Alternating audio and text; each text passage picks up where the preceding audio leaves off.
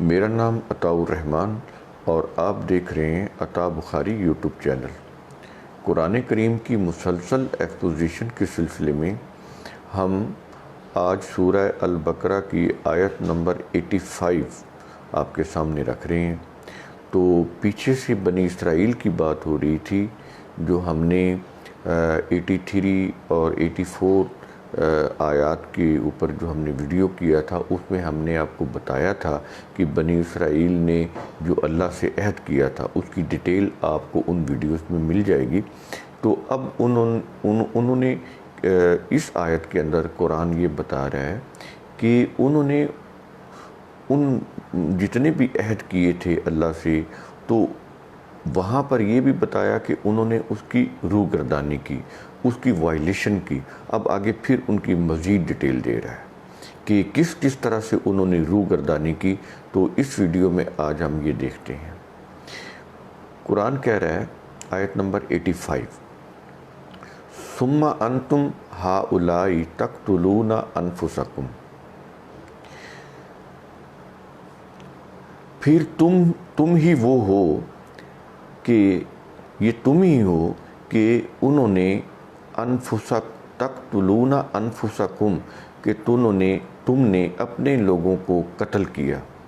یہاں پر یہ چیز سمجھ لیں کہ تقتلون یہ ضروری نہیں ہے کہ گردن اڑا دینا ہی قتل ہے۔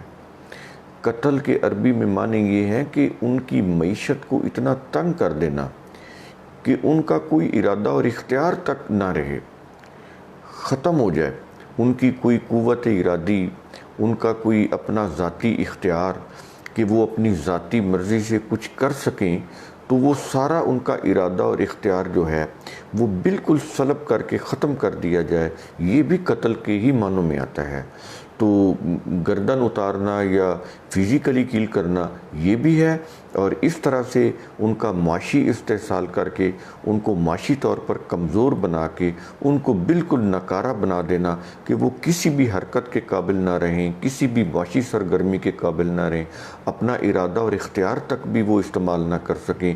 تو یہ چیز بھی قتل کے اندر آتی ہے۔ یہ چیزیں آپ نے ذہن میں رکھنی ہیں، تب قرآن سمجھ آئے گا۔ اب یہ کہہ رہا ہے کہ پھر تم ہی وہ ہو نا کہ جنہوں نے اپنے تمام عہدوں سے، اپنے تمام جو بھی تم نے وعدے کیے تھے اللہ سے، ان کی خلاف ورزی کی، اور تم نے کیا کیا کہ اپنے ہی لوگوں کو ان کو کمزور بنایا اور ان کو قتل کیا۔ اور آگے صرف اتنا ہی نہیں کیا بلکہ وَتُخْرِجُونَ فَرِيقًا مِّنْكُمْ مِنْ دِيَارِهِمْ، اور ان اپنے ہی لوگوں میں سے جو کچھ لوگوں کو کمزور بنا کر، کچھ فریق کو کمزور بنا کر ان کو ان کے گھروں سے بھی نکال دیا۔ یعنی اس قدر تم نے ظلم کیا کہ تمہارے اپنے ہی معاشرے کے لوگ تھے، پہلے تو تم نے ان کو معاشی طور پر تباہ کیا، معاشی استحصال کیا، ان کو قتل کیا، ان کے ساتھ خون ریزی کی۔ پھر اتنے پر ہی بس نہیں کیا بلکہ تم نے اپنے وعدوں کی خلاف ورزی کرتے ہوئے تم نے ان کو ان کے گھروں سے بھی نکال دیا۔ یہ چیز تو یہاں تک ہوگی۔ اب آگے کہہ رہا ہے کہ تظاہرون علیہم بالاسم والعدوان، یہاں پر دو لفظ آ رہے ہیں کہ اسم اور عدوان۔ میں بتاتا ہوں کہ یہ جو تراجم کے اندر اسم کا ترجمہ گناہ کیا ہے یہ بالکل صحیح نہیں ہے، اس سے بات واضح نہیں ہوتی۔ یہ اسم کیا چیز ہوتا ہے؟ یہ کمزوری، کسی کو کمزور کر دینا کہ وہ اپنے پاؤں پر بھی کھڑا نہ ہو سکے۔ اس کا ترجمہ گناہ کریں گے بات ہی سمجھ نہیں آئے گی، آپ قرآن کا پوری انٹرپریٹیشن بدل دیں گے، مفہوم ہی سمجھ نہیں آئے گا کہ قرآن کہنا کیا چاہتا ہے۔ تو یہاں پر لفظ اسم ہے، اس کا معنی سمجھ لیں کہ یہ کسی کو اتنا کمزور بنا دینا کہ وہ اپنے پاؤں پر ہی کھڑا نہ ہو، وہ فرد ہو یا کوئی قوم ہو۔ تو عدوان کا مطلب ہوتا ہے کسی کے اوپر ظلم ڈھانا، ستم ڈھانا۔ تو اب یہ چیزیں آئیں، اب کہہ رہا ہے کہ تظاہرون علیہم بالاسم والعدوان، ایک تو ان کے اوپر تم نے ظلم کیا، خون ریزی کی، ان کو ان کے گھروں سے نکالا، اور پھر ان کے اوپر تم چڑھ دوڑے، کس طرح سے؟ ان کو کمزور بنا کر اور ان کے اوپر ظلم کر کے۔ دو چیزیں قرآن بتا رہا ہے۔ دیکھیں، جب آپ کسی کے اوپر ظلم کرتے ہیں، کیسے کرتے ہیں؟ پہلے اس کو آپ ویک بناتے ہیں کہ وہ کسی آگے مقابلے کے قابل نہ رہے، آپ کے مقابلے میں کھڑا نہ ہو سکے، اس کے لیے تو اس کو کمزور بنایا جاتا ہے، ویک کیا جاتا ہے۔ تو یہاں پر اس لیے قرآن کہتا ہے بالاسم، چڑھائی کی ان کے اوپر، کس انداز سے کہ پہلے ان کو تم نے کمزور بنایا، ان کی معیشت کمزور کی، ان کا معاشی استحصال کیا، وہ کسی کام کرنے کے قابل نہ رہے، ان کو تم نے محتاج بنایا، غریب بنایا۔ تو پھر جب وہ کمزور ہو گئے تو پھر والعدوان، تم ان کے اوپر ظلم کرنے لگ گئے، اور اس طرح سے تم نے ان کو اپنے گھروں سے، ان کے گھروں سے نکال دیا۔ آگے کہہ رہے ہیں وَإِن يَأْتُوكُمْ أُسَارَىٰ۔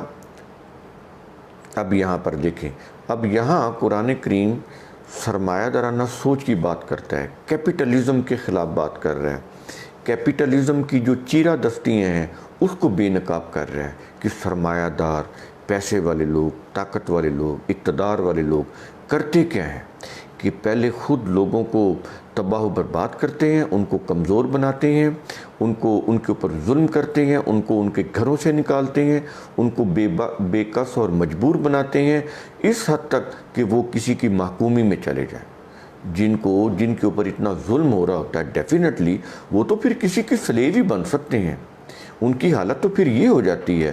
تو جب ان کو یہ اس طرح سے ان کی حالت تم نے کی، تو جب ان کو دوسرے لوگوں نے، دوسرے طاقتور لوگوں نے ان کو اپنا سلیب بنا لیا، محکوم بنا لیا، تو پھر تم کیا کرتے ہو؟ نیکی جتانے کے لیے، اپنی نیکیوں کو دنیا میں ان کا اعلان کرنے کے لیے، اپنے آپ کو شو کرنے کے لیے کہ ہم بڑے نیک ہیں، ہم بڑی اچھائی کے کام کرتے ہیں، تو پھر کیا کرتے ہو؟ یہ ہے کیپٹلسٹک سوچ کہ وہ کرتی کیا ہے؟ کہتا ہے تم یہ کرتے ہو کہ وَإِن يَأْتُوكُمْ أُسَارَىٰ، جب وہ اسیر ہو جاتے ہیں، محکوم ہو جاتے ہیں، کسی کی غلامی میں چلے جاتے ہیں تمہارے ظلم و ستم کی وجہ سے، تو پھر تُفَادُوهُمْ، تو پھر تم ان کو تاوان دیتے ہو، فدیہ دیتے ہو، اور کہتے ہو کہ ہم بڑا نیکی کا کام کر رہے ہیں۔ ظلم بھی تم نے کیا، خون ریزی بھی تم نے کی، ان کو مجبور اور بے کس بھی تم نے بنایا، ان کے اوپر ظلم کر کے، ان کو کمزور کر کے، ظلم کر کے تم نے ان کو گھروں سے نکالا۔ جب وہ سلیب بن گئے تو اب تم کہتے ہو کہ ہم فدیہ دے کر بڑا نیکی کا کام کر رہے ہیں، ہم تاوان دے کر بڑا نیکی کا کام کر رہے ہیں، تو اصل مجرم تو تم خود ہو۔ آگے پھر قرآن بتا رہا ہے، کہہ رہا ہے کہ تفادوہم، یہ چیز ہوگی نا کہ فدیہ دیتے ہو، رینسم دیتے ہو، تو کہتے ہو کہ ہم نیکی کا کام کر رہے ہیں۔ کہتا ہے کہ وَهُوَ مُحَرَّمٌ، اصل مجرم تو تم ہو کہ جو چیز تم پر حرام کی گئی تھی اس سے تو تم باز نہیں آئے۔ وَهُوَ مُحَرَّمٌ عَلَيْكُمْ، جو چیز تم پر حرام کی گئی تھی اس حرام کردہ چیز کے اوپر تم باز نہیں آئے۔ تمہیں روکا گیا تھا کہ تم کسی کی خون ریزی نہیں کرو گے، کسی کو قتل نہیں کرو گے، کسی کا معاشی استحصال نہیں کرو گے، کسی کو کمزور نہیں بناؤ گے، کسی کے اوپر ظلم نہیں ڈاؤ گے، کسی کو اس کے گھروں سے نہیں نکالو گے۔ یہ چیزیں تو تم نے کی، اور اب تم رینسم دے کر، فدیہ دے کر یا تاوان دے کر تم سمجھ رہے ہو کہ ہم نیکی کا کام کر رہے ہیں۔ اصل مجرم تم ہو، اصل جرم تم نے کیا ہے وہ یہ ہے کہ تمہارے اوپر وَهُوَ محرم، تمہارے اوپر حرام کیا تھا، وَهُوَ محرم علیکم، تمہارے اوپر حرام کیا تھا کیا؟ اخراجہم، ان کو گھروں سے نکالنا تمہارے اوپر حرام کیا تھا۔ یہ تھا اصل چیز جس سے تم باز نہیں آئے، یہ تھی وہ چیز، حرام کردہ چیز جس کا تم نے ارتکاب کیا، یہ تھا وہ جرم جس سے تم بالکل باز نہیں آئے، اور ان کے ساتھ وہی معاملہ کیا جس کا تمہیں منع کیا گیا تھا، اور آج تم وہ ان کو فدیہ دے کر یا تاوان دے کر کہتے ہو کہ ہم نیکی کا کام کر رہے ہیں۔ تمہاری یہ نیکی اللہ کے ہاں کوئی قابل قبول نہیں، اور جو اللہ کی کتاب کی روح سے جو نظام کسی اسٹیٹ کے اندر قائم ہوگا، اس اسٹیٹ کے قانون کے تحت بھی تمہارا یہ جرم قابل معافی نہیں ہے کہ اصل مجرم تم ہو، اس کے اوپر تمہیں سزا دی جائے گی۔ اور اس کی سزا پھر قرآن کیا بتاتا ہے؟ آگے چل کے وہ سزا بتاتا ہے۔ پہلے یہ سن لیں کہ قرآن کریم اب آگے ان کے متعلق کیا کہہ رہا ہے، اس میں ہم اب شامل ہو گئے ہیں، یہ چیزیں ہم کر رہے ہیں۔ یہ دیکھیں، یہ خطاب صرف بنی اسرائیل سے نہیں ہے، اس کے اندر ہر وہ قوم آ جاتی ہے جو یہ حرکت کرے گی، قیامت تک کی جتنی بھی اقوام جو بھی اس کیٹیگری میں آئے گی، اس طرح سے ظلم و ستم کرے گی، وہ اسی کیٹیگری میں آئے گی جس کیٹیگری میں وہ یہودیوں کو لے کے آ رہا ہے قرآن کریم۔ سمجھ رہے ہیں ان چیزوں کو؟ تو یہ کہنا کہ یہ صرف ان کے متعلق ہے، یہ بہت بڑی غلط فہمی ہے، یہ مذہب پرستوں نے دی ہے کہ یہ جی ان سے ہے، یہ مسلمانوں سے نہیں۔ یعنی مسلمان جس کی گردن اڑا دیں، جس کے ساتھ خون ریزی کر دیں، جس کے اوپر ظلم کر دیں، معاشی استحصال کر دیں، ان کو گھروں سے نکال دیں، ان کو اپنا محکوم بنا لیں، تو ان سے تو کوئی ایسا باز پرس نہیں ہوگی، ان کا کوئی مواخذہ نہیں ہوگا کہ یہ تو یہودیوں کی بات ہے۔ بالکل نہیں، کبھی بھی اس غلط فہمی میں نہ رہیں۔ جو قوم بھی مسلم ہو، غیر مسلم ہو، جو قوم بھی ان جرائم کا ارتکاب کرے گی تو ان کے لیے یہی آیات ان کے لیے ہے۔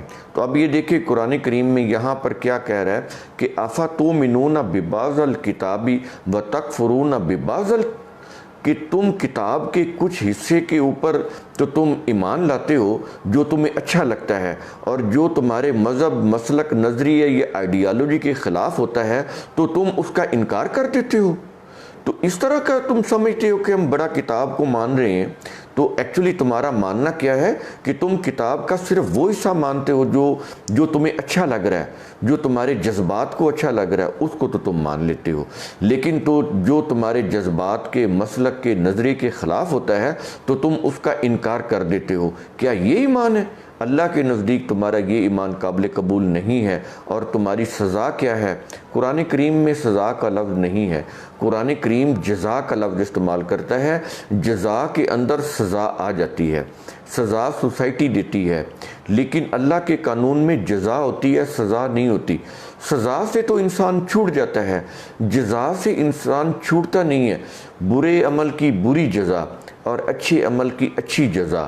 آپ انگلی ہاتھ میں ڈالتے ہیں، آگ جب چھوتی ہے تو اس کو جلا دیتی ہے، یہ اس کی جزا ہے جو آپ نے ایک غلط کام کیا۔ اب اس کے اندر جو انگلی جلی ہے، اس کے لیے نہ کوئی کورٹ، نہ کوئی پولیس، نہ کوئی عدالت، نہ کوئی کسی قسم کی کوئی وکیلوں کی بحث، نہ کوئی فوج، نہ کوئی پولیس، نہ کوئی جیل خانہ، نہ کوئی دروغہ، نہ کوئی پھانسی دینے والا، کچھ بھی نہیں۔ جیسے ہی آپ نے غلط عمل کیا، جزا کا عمل شروع ہو گیا۔ تو یہ چیز ہے، اس کو قرآن جزا بولتا ہے۔ تو اس جزا کی قرآن بات کر رہا ہے، کہتا ہے تم اس سے بچ ہی نہیں سکتے۔ جو تم نے برا کام کیا ہے تو تم اپنے اس برے کام کے انجام کو پہنچ کر رہو گے۔ تو یہ کہہ رہا ہے کہ فما جزاء من یفعل ذالک منکم، تم میں سے جو کوئی بھی ایسا کرے گا، یہ جو غلط کام انہوں نے کیے، جو کوئی بھی ایسا غلط کام کرے گا تو اس کی جزا کیا ہوگی؟ کہتا ہے الا خزی فی الحیات الدنیا، اس دنیا میں ذلت اور رسوائی کی زندگی، یہ ہے اس کی جزا۔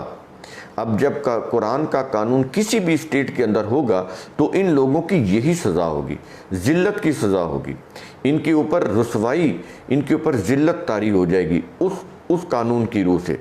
تو ایک چیز تو یہ ہوگی، اور آگے وہ کہتا ہے کہ صرف اسی دنیا میں نہیں، وَيَوْمَ الْقِيَامَةِ، قیامت میں بھی یہ ہوگا ان کے ساتھ کہ یُرَدُّونَ إِلَىٰ أَشِدِّ الْعَذَابِ، کہ وہ شدید ترین عذاب کی طرف جھونک دیے جائیں گے، ان کو شدید ترین عذاب کی طرف دھکیل دیا جائے گا۔